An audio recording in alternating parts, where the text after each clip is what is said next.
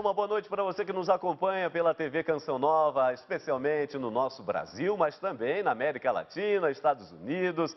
Um grande abraço, sempre muito especial aos nossos amigos portugueses que acompanham o programa Em Pauta assiduamente. Um grande abraço e, se Deus quiser, em breve vamos nos encontrar diretamente aí de Portugal. Claro, a partir de Portugal, Europa e norte da África. Hoje nós vamos conversar sobre esse tema absolutamente pontual, realmente importante a reflexão dessa noite. A energia nuclear continua sendo de fato uma alternativa ou se transformou numa ameaça?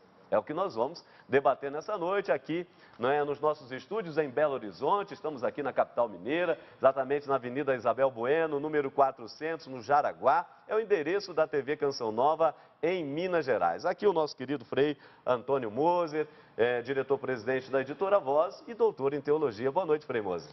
Muito boa noite, Padre Hamilton. Nós vamos enfrentar um risco muito grande e por isso mesmo a gente já se assessora, não é? De tal forma que vamos sentir a segurança em uma temática altamente problemática. É isso mesmo, Frei Moser, e para isso nós sempre nos assessoramos bem, não é?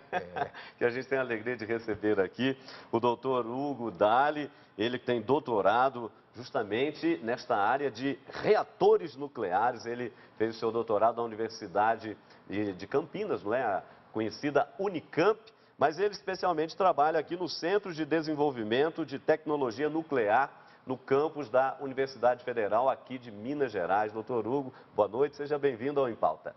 Muito obrigado, prazer. Tá certo. Olha, você, para entender melhor o tema que nós vamos debater nessa noite, acompanhe então a nossa matéria inicial. Muito se fala na segurança da geração de energia nuclear. Será que realmente é uma fonte segura para a humanidade, para o meio ambiente, para o planeta? Produzir energia nuclear continua sendo um problema. Anualmente, diversos acidentes são registrados ao redor do mundo, desde a extração até o transporte e descarte do material radioativo. A população está exposta aos riscos de doenças fatais.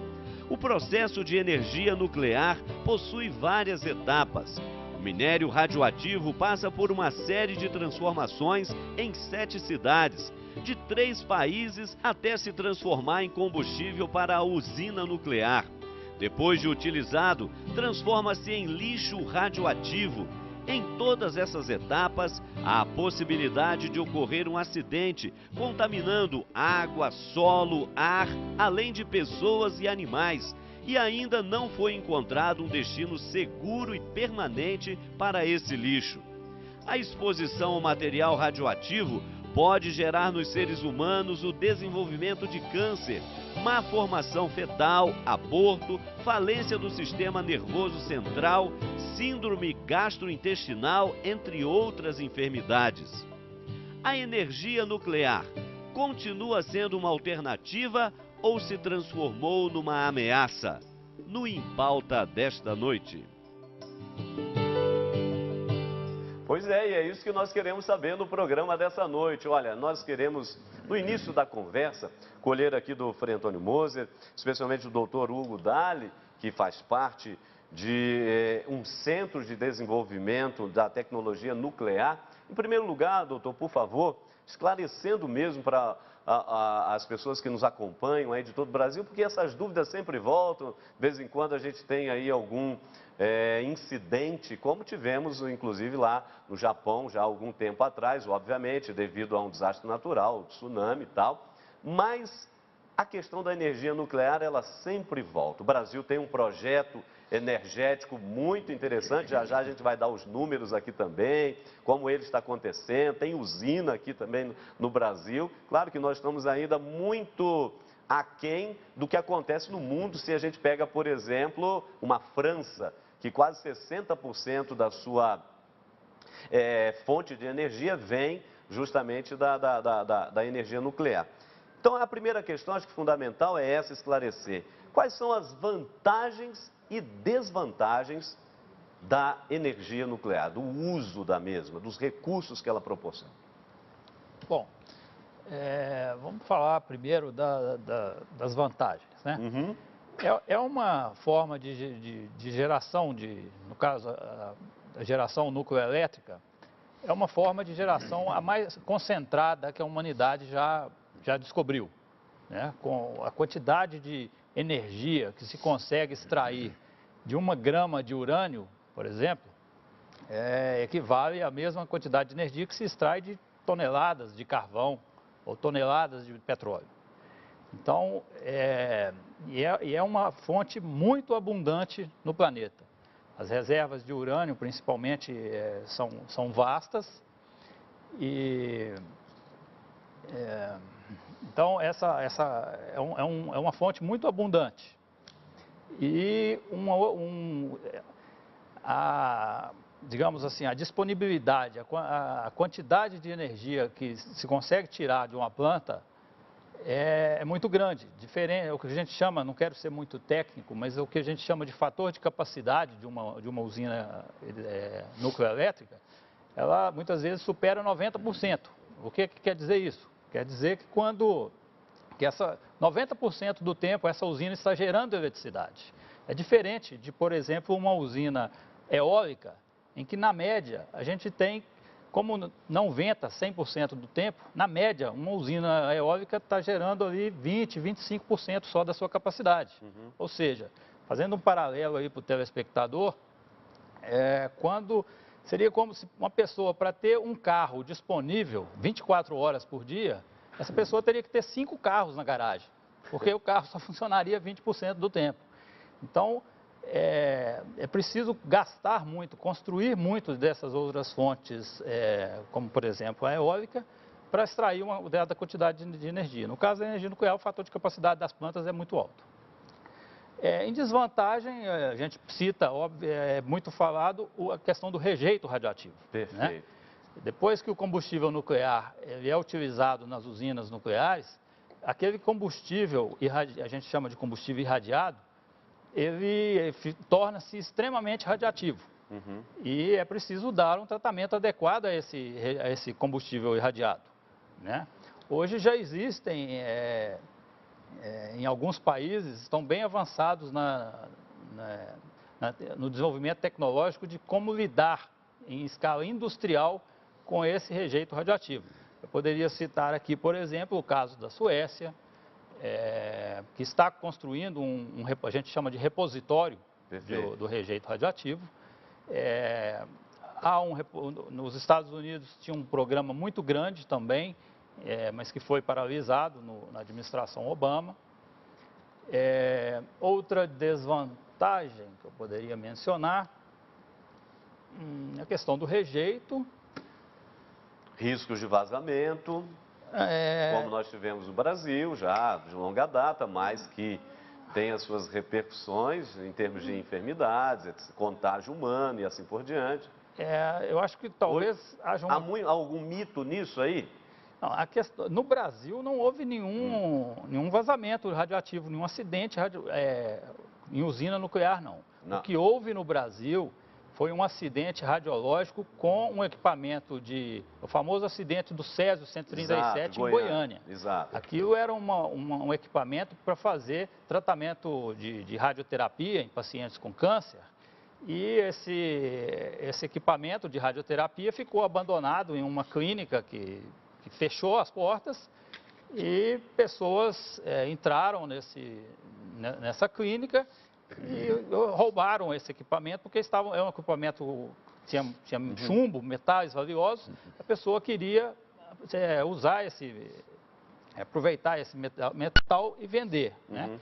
Mas não tinha conhecimento do que era aquilo e acabou ocorrendo aquele acidente de Goiânia. Mas isso não tem nada a ver, no caso brasileiro, com o acidente, as usinas nucleares de Angra dos Reis. Tá certo. Aliás, nós vamos diferenciar isso aqui no programa para você entender bem que uma coisa é justamente a questão das usinas que produzem energia para o benefício do país e outra coisa também são esses locais de reserva, né, de guardar esses resíduos e que aí às vezes tem que se ter, obviamente, o devido cuidado, mas também tem um outro aspecto que são as aplicações da energia nuclear. Por exemplo, no Brasil, nós temos, Frei Moses, são mais de 3.000 instalações que fazem uso da energia nuclear. Então, você tem a área da saúde, né?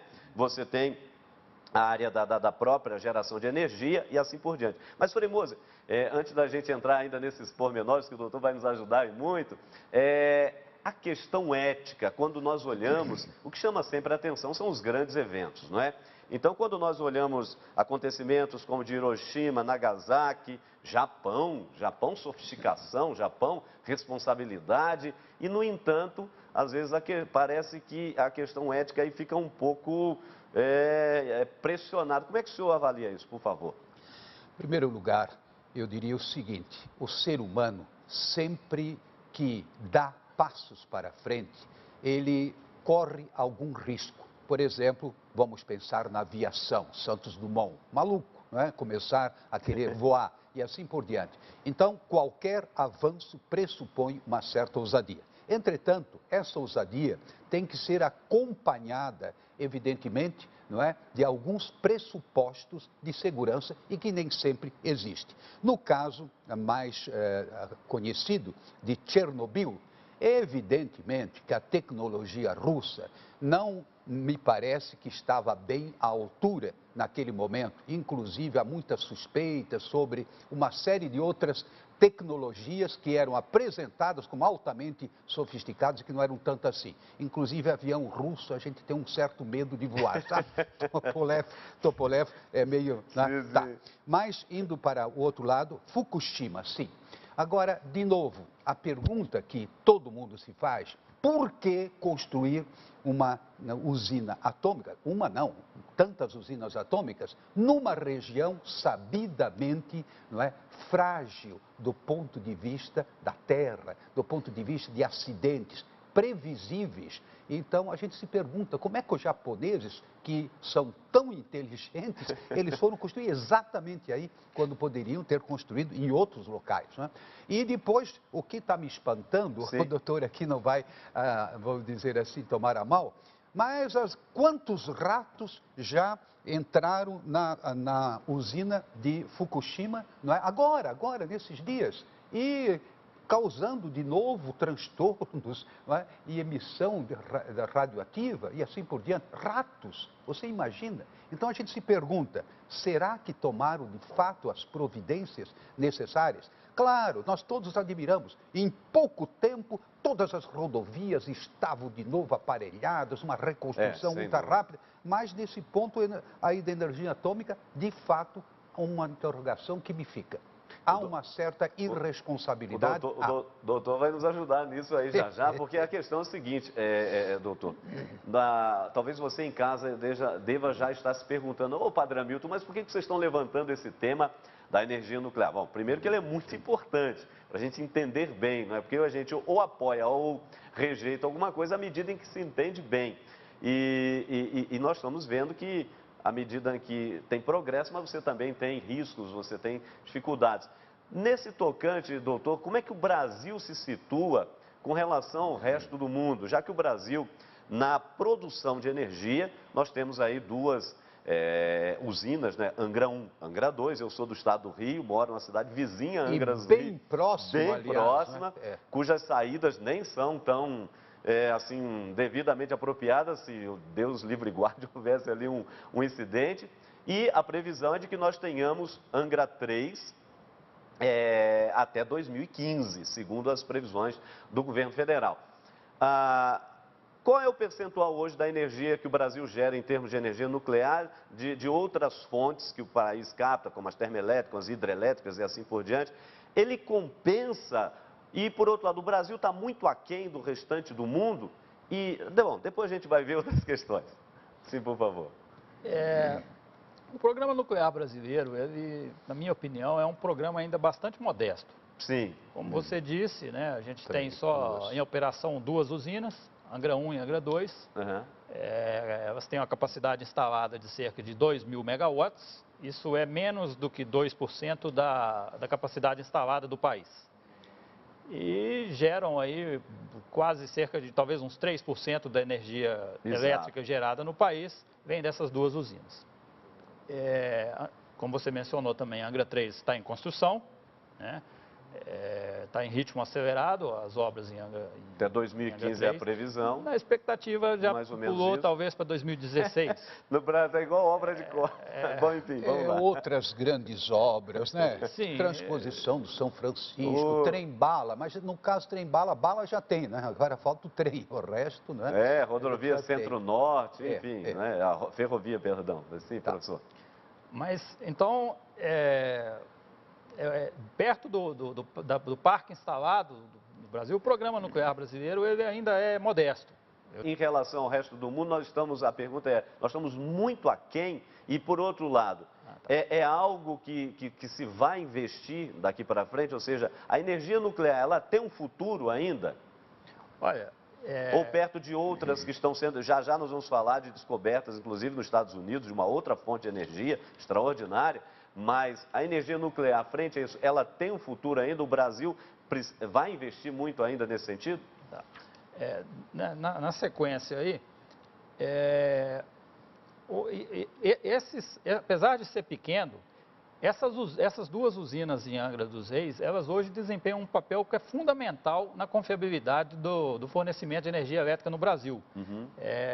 Todo mundo tem acompanhado aí, né, que esse problema da falta de chuva, nessa temporada chuvosa do ano passado, início desse ano, que choveu pouco, os reservatórios das hidrelétricas estão bem baixos, né? Em função disso, o governo ordenou o despacho das usinas térmicas, né? Usinas principalmente a gás e carvão, o que vai acarretar aí possivelmente um custo para as usinas, para as distribuidoras de energia elétrica, porque essa energia das usinas térmicas ela é mais cara do que a hidrelétrica e alguém tem que pagar a conta sempre, né? Mas, por outro lado, esses 2.000 megawatts que Angra 1 e 2 fornecem, eles são um fornecimento que a gente chama na base.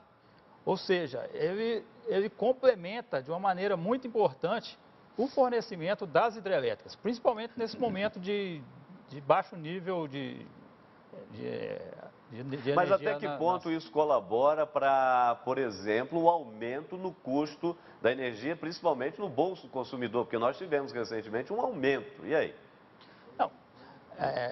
As usinas de Angra dos Reis, elas